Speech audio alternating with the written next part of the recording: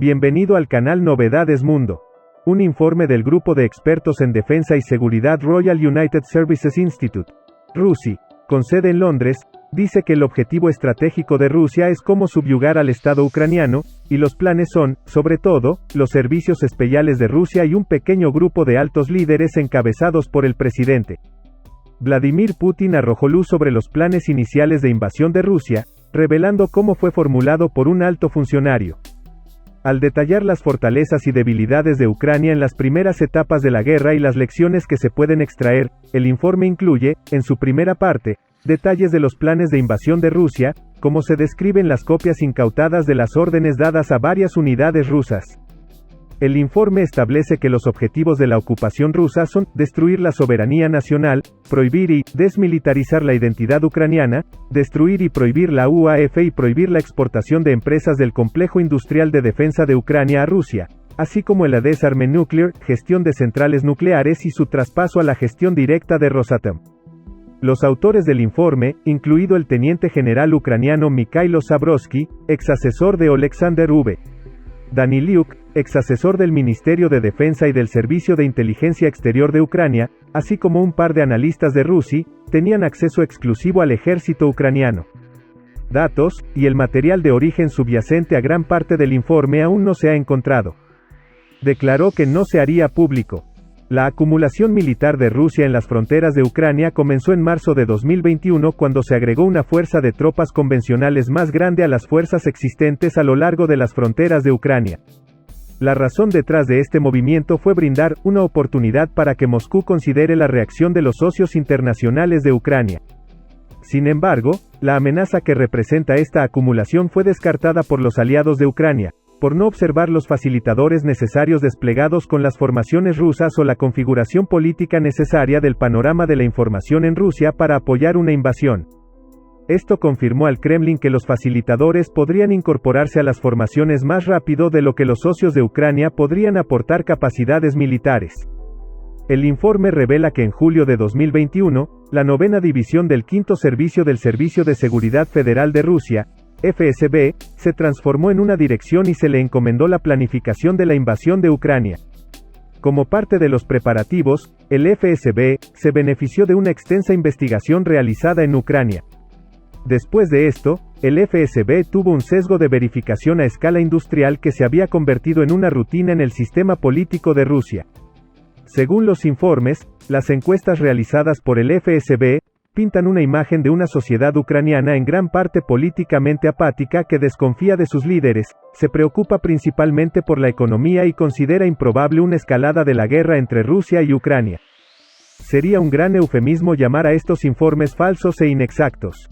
La mayor confianza de Rusia fue moldeada por las garantías del general Valery Gerasimov, quien supuestamente dijo a los interlocutores internacionales: "Yo mando el segundo ejército más poderoso del mundo", al estallar la guerra. Por separado, Gerasimov les dijo a sus colegas en el Reino Unido que Rusia garantiza la paridad militar convencional con Estados Unidos. Los hallazgos de los autores revelan que la planificación de Rusia está plagada de sesgos de ingenuidad y optimismo. Por ejemplo, en la planificación de Rusia, la afirmación de que Ucrania podría producir solo 40.000 soldados adicionales se basó en el ritmo esperado de la operación, más que en una apreciación de la capacidad de movilización de Ucrania. Además, parece suponerse que los funcionarios del gobierno ucraniano huirán o serán capturados como resultado del ritmo de la invasión. Sin embargo, esto nunca sucedió. Un día después de la invasión, en medio de todo el caos, la maquinaria de propaganda rusa afirmó que el presidente Volodymyr Zelensky había huido del país, declarando: "El presidente está aquí", mientras que solo Zelensky, David Arakhamia, Andriy Yermak, Denis Shmyhal, Mikhailo Podolyak estaban allí.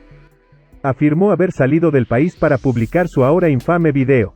Rusia también predijo que el impacto impediría la acción pública inmediata y que las protestas y otras resistencias civiles podrían conducirse a través de la fragmentación selectiva de la sociedad civil ucraniana. En cambio, la gran mayoría de los ucranianos dio la bienvenida al anuncio de la movilización general, con civiles de todos los ámbitos de la vida armados para defender su tierra. Mientras tanto, los ucranianos comunes lanzaron protestas masivas en ciudades ocupadas como Kherson y Melitopol, y aunque las tropas rusas finalmente aplastaron las protestas, el movimiento de resistencia pasó a la clandestinidad con tropas partisanas organizadas que lanzaron una guerra de guerrillas contra el poder ocupante.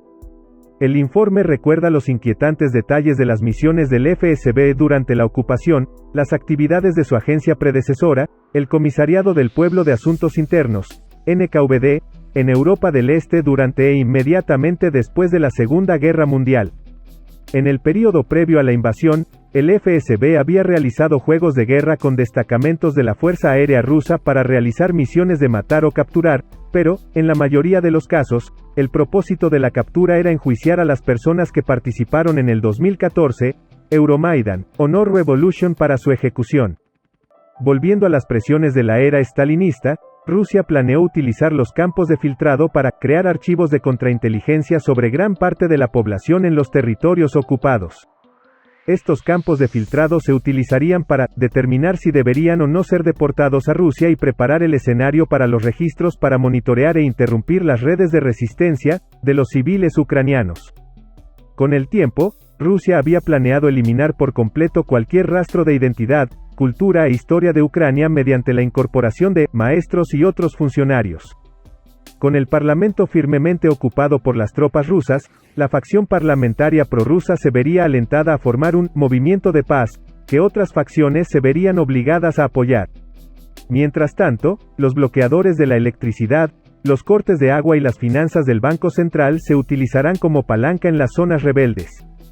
Si bien, según los informes, los planes fueron preparados por un grupo muy pequeño de funcionarios, y la intención fue dirigida por Putin, muchos funcionarios que llevaron a cabo elementos de los preparativos desconocían la intención más amplia. Incluso el personal militar de Rusia, hasta los subjefes de la rama del Estado Mayor General, desconocía que la intención era invadir y ocupar Ucrania hasta días antes de la invasión, no recibieron órdenes hasta horas antes de que las tropas tácticas ingresaran a Ucrania. Si bien el secreto en torno a los planes ayudó a lograr la sorpresa operativa, también parece sorprender a los propios rusos. El pequeño grupo de personal involucrado contribuyó a una serie de suposiciones falsas que parecían nunca haber sido cuestionadas.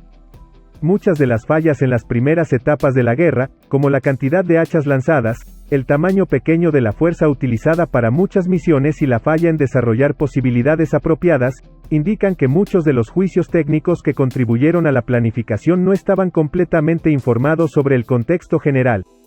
Los autores señalan que no parece haber tenido lugar un equipo rojo independiente, y que, si bien el plan de invasión es teóricamente plausible, incorpora un sesgo de optimismo en cada etapa. Lo más importante es que no hay evidencia en la planificación rusa de que pregunte qué pasaría si alguna de sus suposiciones básicas fuera incorrecta, y quizás lo más importante, ninguna de las planificaciones proporcionó ninguna agencia a Ucrania.